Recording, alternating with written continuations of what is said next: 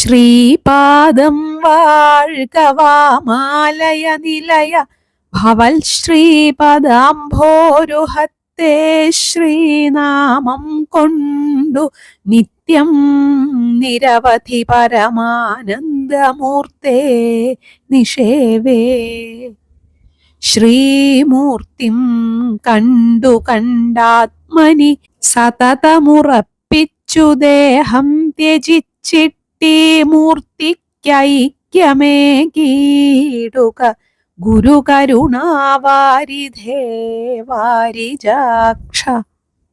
ഇവിടെ വാമാലയ നിലയ, ഇടത്തുപുറത്തപ്പ എന്നാണ് വിളിക്കുന്നത്. അവിടുത്തെ ശ്രീപാദം വാഴ്ക, ഐശ്വര്യയുക്തമായ ആ കാലടികൾ വാഴട്ടെ, ജയിക്കട്ടെ എന്നർത്ഥം. ഭവൽ ശ്രീപദാംഭോരുഹത്തെ, അവിടുത്തെ ആ പാദപത്മങ്ങളെ നിത്യം ശ്രീനാമം കൊണ്ട് നിരവധി നിഷേവേ, നിത്യവും എല്ലാ ദിവസവും ആ തിരുനാമസ്തുതി കൊണ്ട് നിരവധി തവണ ഞാൻ സേവിക്കുന്നു. പരമാനന്ദമൂർത്തേ എന്ന് വെച്ചാൽ ആനന്ദ സ്വരൂപമായ ഭഗവാനെ എന്ന് വിളിക്കുകയാണ്.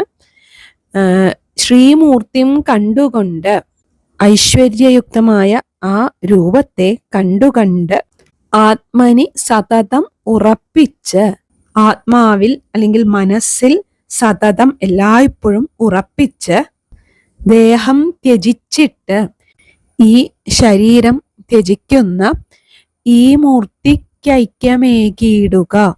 ഇവിടെ ഈ മൂർത്തിക്ക് എന്ന് വെച്ചാൽ ഈ രൂപത്തിന്, എനിക്ക് എന്നർത്ഥം. എനിക്ക് അവിടത്തോട് ഐക്യത്തെ നൽകണം എന്ന് വെച്ചാൽ അങ്ങയുടെ ആ രൂപത്തില് എൻ്റെ രൂപത്തെ ലയിപ്പിക്കണം, സായുജ്യം നൽകണം എന്നാണ് പറയുന്നത്. ഗുരു കരുണാവാരിധേ വാരിജാക്ഷ, ഏറ്റവും കാരുണ്യവാരിധിയായ കരുണാസമുദ്രമായ വാരിജാക്ഷ, താമരക്കണ്ണ എന്നാണ് ഈ ശ്ലോകത്തിന്റെ അർത്ഥം. ആ കാരുണ്യം നിറഞ്ഞൊഴുകുന്ന ആ താമരക്കണ്ണനെ വിളിച്ച് ഇങ്ങനെയാണ് പറയുന്നത്.